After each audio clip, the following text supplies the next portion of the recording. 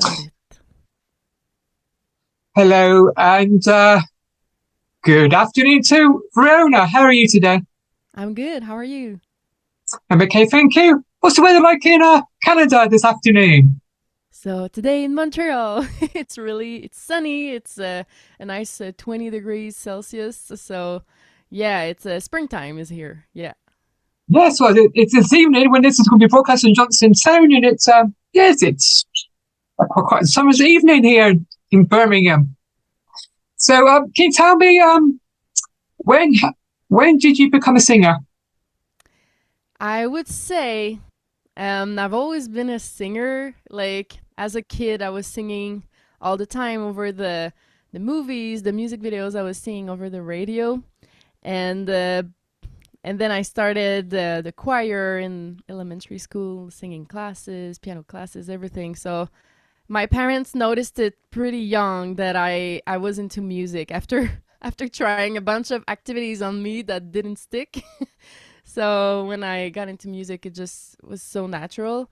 And yeah, so I would say my first when I became a professional artist, professional means we pay you to do it.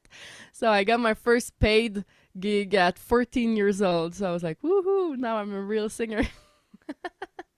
But it was like for my town for a cultural event. So yeah, it was, and yeah, I just never quit. Yeah. So you was telling me that you was in a band. What was that like? Yeah, I was in a band right after my studies. Well, even in college when I studied jazz and pop singing, we had a band at school. But then my first gigs were with cover bands. So my first ever band was a band from Montreal here, but the gigs were in Asia. So we were the band of the hotel, 5-star hotels, and we were the band there for 3 months, let's say. So that was my first contract at 20 years old. Not even legal everywhere. you know? um, and yeah, I went to Malaysia at the Hilton in Kuala Lumpur. So that was my first big gig, like 80 shows in 3 months, 3 hours of singing. I was with four other girls. So it was an all girl band singing pop songs and dancing and stuff like that. And then I came back here because a 3 month contract in Asia was enough. Like I have a couple of my friends, they did that for like 10 years, touring in Asia with cover bands like that, but it's hard. It's really hard. And so I came back here and I joined a couple of bands here in Montreal that were also gigging, like doing gigs around Canada and around the US, but always coming back home. Like I was not leaving for that long. So yeah, I did that until my first album came out in 2018, and then I started focus more on my solo project and songwriting and stuff. Yeah. So your debut album was the Unknown. What's that all about?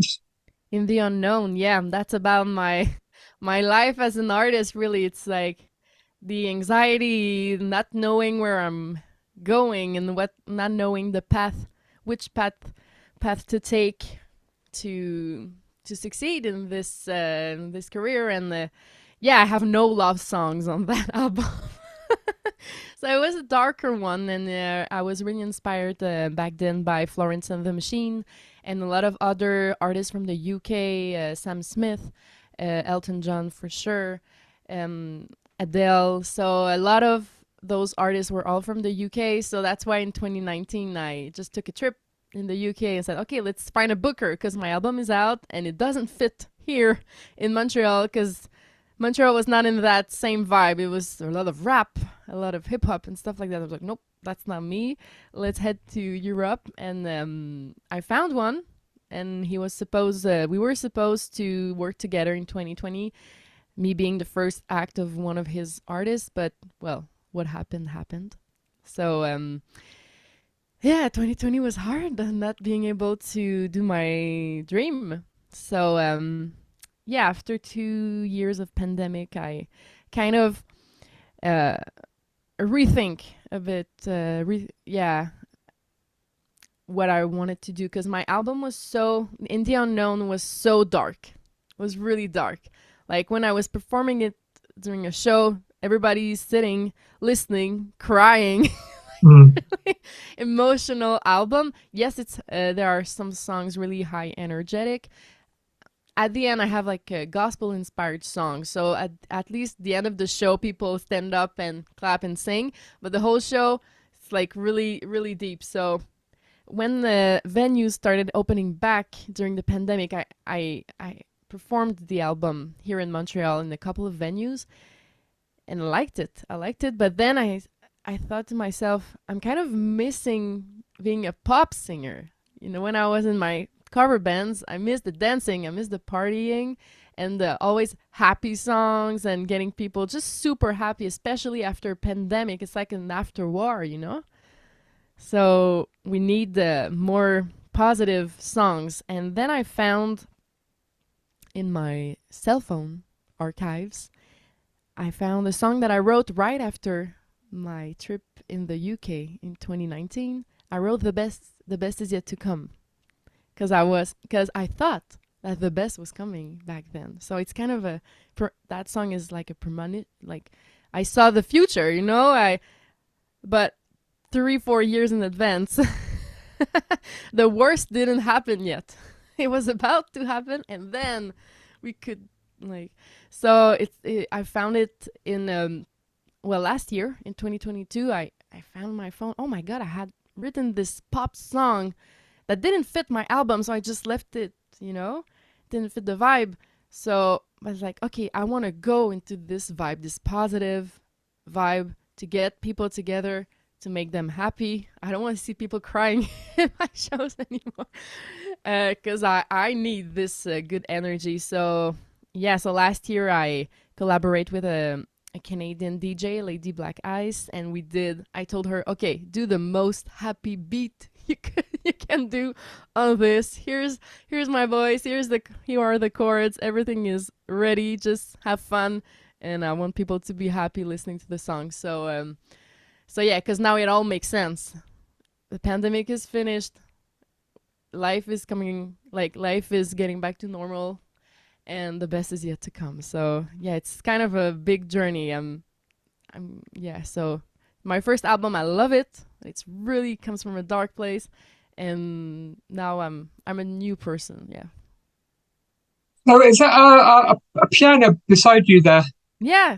Yeah. It's my little. I'm in my little studio. It's kind of the piano is in the middle of the room, because I also give singing classes. So when I teach, I like to have the student in front of me, uh, teaching the piano. I have a little booth here with my with my microphone behind me, and yeah, so it's a nice Roland. I love it.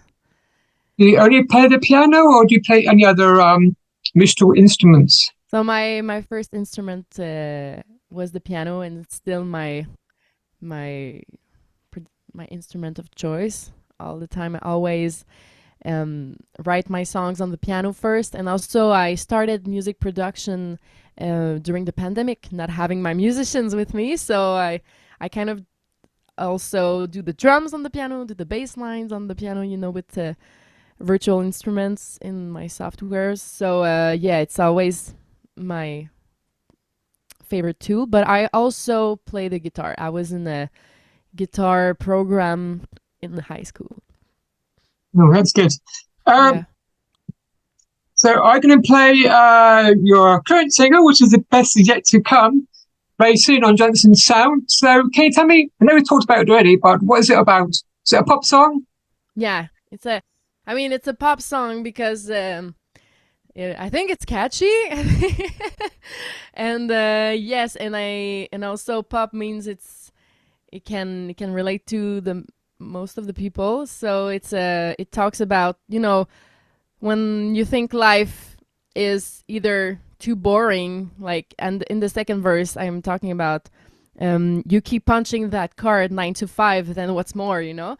So is life passing you by? So that's always doing the same thing over and over again. Are you really happy? Is that what you want? I don't think so. So And it also talks about previous failures and previous, it could be anything. So my chorus, I say the past is the past, and let's not call it back. We don't need it. Like, let's leave it behind. So I don't say all of that, but um and then I say there's gold in our soul, and we've got it all. It's in there somewhere for everybody. So I think it's, yeah, it's a pop song because uh I I think everybody needs to be reminded that they are golden.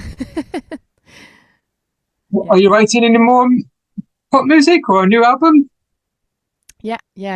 I'm currently working on a French EP because here in Montreal we are, well, you can hear by my accent, I'm a French Canadian first, but we are bilingual, so both cultural aspects are really here, like really present. So my first album was in English. I think it's time for me to do like Celine Dion and do a French album, and then back to an English, and then back to she's kind of my model for that. So yeah, I'm gonna release a French project first, I think, even if I have this English Anglophone song. I want to release a couple of French songs, and then maybe another. Well, not maybe. And then I have a couple of English pop songs also to go with the best is yet to come. Yeah. Can you tell my listeners where can I find you on social media, please? So my name is Veronna, so Veronna, and then everywhere on social media you just write my name and then you add music, and you should find me. So Verona Music on Instagram, Verona Music on YouTube, and Verona.music on TikTok. And then on my Facebook, I got hacked last year, so I had to add Verona Music Official on Facebook. So yeah, I have a new Facebook page. So yeah. But basically, if you write Verona Music, you should find me. And I have my website too. If you ever lose my information, it's veronamusic.com, and you could find everything else on my website. Thank you for chatting to me today on Johnson Sound. I'm going to play The Best Is Yet to Come. Thank you so much. And I wish you all success in your music career. Thank you. Talk soon. Take Thanks, care. Tim. Bye. Bye. Bye.